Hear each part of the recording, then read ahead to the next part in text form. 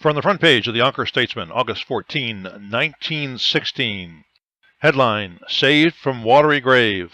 Joseph Whalen, age 12, of 177 Ashburton Avenue, fell into the Hudson River from the public wharf at 5 o'clock yesterday afternoon, and James Vandelin, age 26, jumped in and rescued him. Joseph was standing on the edge of the wharf and casting handfuls of brick dust into a boat tied up to it.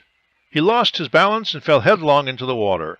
Vandelin was some distance away, but he leaped in without waiting to remove his garments. Some lusty strokes took him to the spot where Joseph had risen to the surface. He caught the boy as he was going down for the third time and swam with him to the wharf. St. Joseph's Hospital responded to a call with the ambulance. The boy had been rolled on a barrel and most of the water shaken out of him by the time the physicians arrived, and soon after the hospital was reached, Joseph was said to be out of danger. Headline, Efforts to Avert Great Railroad Strike.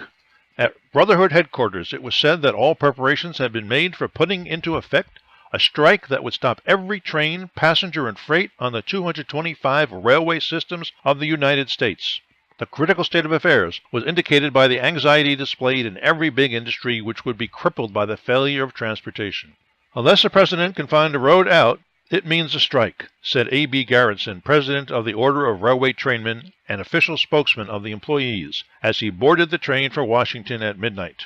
The Conference Committee of the Railways and the leaders of the four brotherhoods went to Washington in answer to a summons from the White House brought to New York last night by Joseph P. Tumulty, the president's secretary. President Wilson, in his letter, pointed out that a general strike at this time might have a disastrous effect upon the country, and said, I shall feel that I have the right, therefore, to request, and I do hereby request, as the head of the government, that before any final decision is arrived at, I may have a personal conference with you here.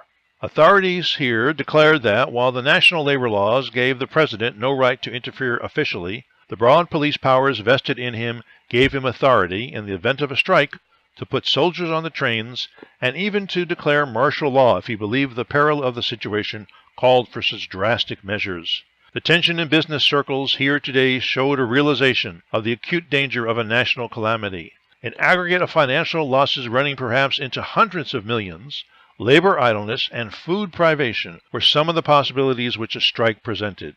Businessmen said that there is scarcely a factory of any importance which does not depend on a railroad for its products.